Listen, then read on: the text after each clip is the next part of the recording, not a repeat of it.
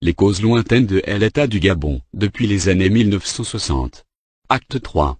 Le partage du Gabon. Le Gabon vit depuis des décennies, sous une monarchie qui ne dit pas son nom.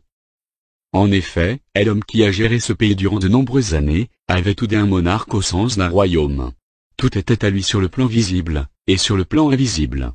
Fort de cela, il avait mis en place un système diabolique, politique, économique, culturel et social, qui lui était entièrement dévoué et dont il était le seul maître suprême. Un système solidement implanté dans chaque famille, chaque tribu, chaque ethnie, chaque village, chaque département et chaque province. Grâce à une stratégie, qui consistait à obtenir l'adhésion mystique et politique de chaque composante du peuple. Ceci en échange des promesses de position politique, la géopolitique au rabais, sociale dans les différentes sphères du pouvoir, par la réalisation de quelques édifices et infrastructures dans toutes les localités. Pour s'assurer de la vitalité et de la pérennité de son entreprise, le monarque avait créé le parti unique. Parti reposant sur deux faces, l'une politique et l'autre ésotérique.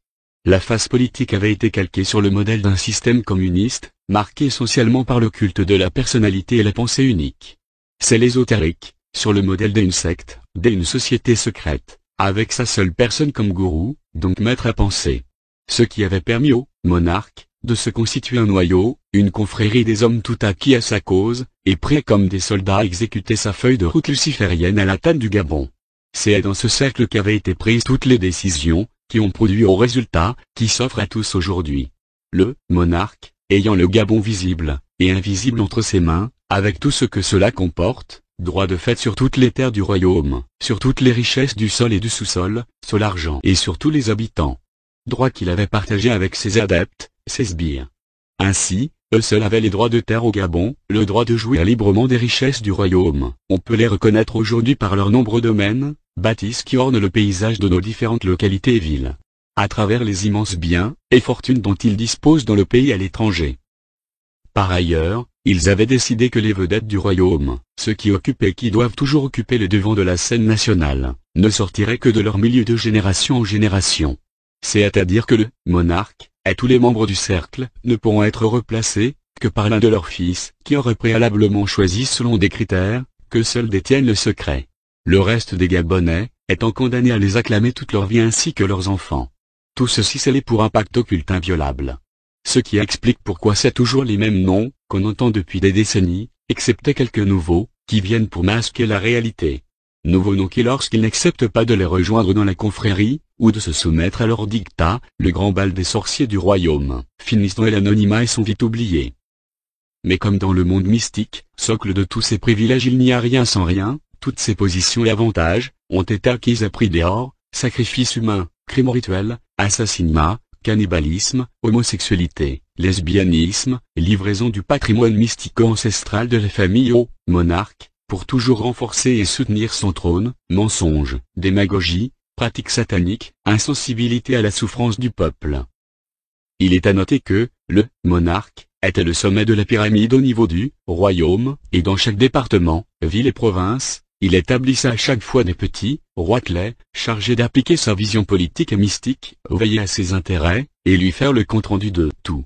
Comme rien ne pouvait se faire au niveau central du royaume, sans se référer au monarque, de même rien ne se faisait dans une localité, où il y avait un roitelet, sans l'accord de ce dernier, nomination, projet de développement. C'est également dans ce cercle, qu'avait été décidé d'ouvrir grandement les frontières du pays, aux personnes venues d'ailleurs, et de favoriser leur prospérité au détriment des autochtones. Quand un étranger nous apporte sa force de travail, nous apportons-lui en retour notre amitié. Tout ceci en sachant, qu'une parole divine dit. Le pays dans lequel les étrangers prospèrent au détriment des autochtones est un pays maudit. Ils avaient aussi avili, par des moyens mystiques plusieurs femmes gabonaises, les réduisant à bouger les fesses dans les groupes d'animation, à faire des bébés et à n'être que comme des rivières, où l'on va puiser de l'eau, et en retour au village. Et pourrait justifier également le fait, qu'ils avaient épousé les femmes étrangères. Les pays de ces dernières constituaient des bases, arrières face à leurs concurrents, adversaires politiques et professionnels. Il est aussi à savoir que la première épouse du monarque avait aussi le statut de mère de tous les Gabonais dans l'un de leurs pactes sataniques. Elle devait allaiter tous les Gabonais quel que soit leur lieu de naissance géographique. Ce qui explique le fait que malgré ces infidélités, les assassinats, ces crimes de tout genre, le pillage au moins de 2 banques, Sa fuite dorée au pays de l'oncle Sam, le peuple a tout oublié.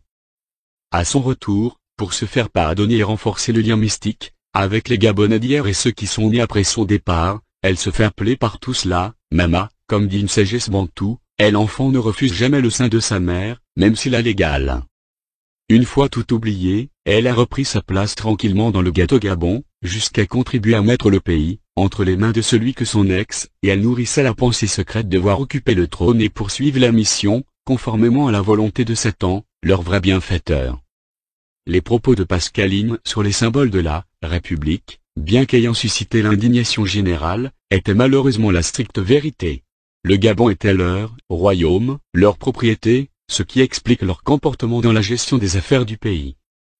C'est pourquoi, une profonde et sincère réflexion s'impose maintenant afin donner naissance à une véritable république démocratique.